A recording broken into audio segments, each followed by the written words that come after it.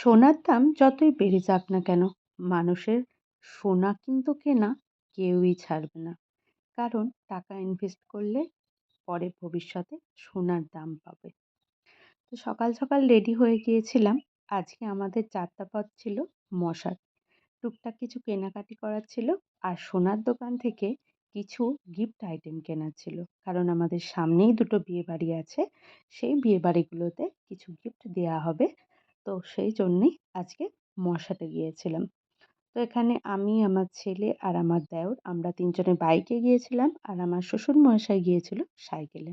আমরা এই ৪ জন মিলে গিয়েছিলাম আজকে কেনাকাটি করব বলে।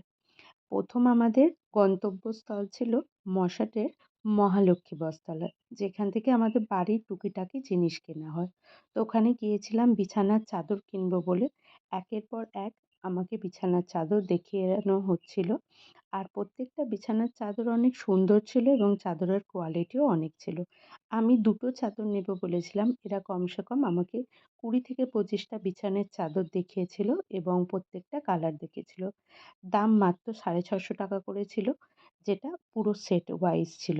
আর আমি এদিকে চাদর দেখছিলাম আর আমার ছেলে তখন দোকানের ভেতরে গিয়ে লুকোচুরি খেলছিল। ওখানে ওর কাকা এবং ওর দাদু ছিল তাদের সঙ্গে।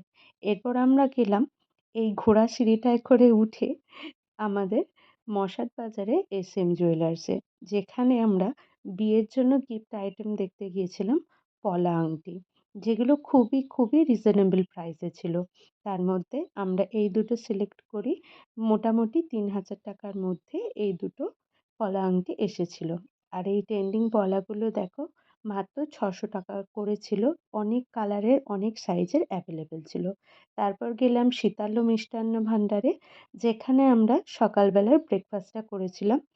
আর গরম গরম কচুরি, সঙ্গে ছোলার আর পনিরের তরকারি। এর সঙ্গে ছিল রসগোল্লা। এভাবে আজকের দিনটা শেষ করলাম।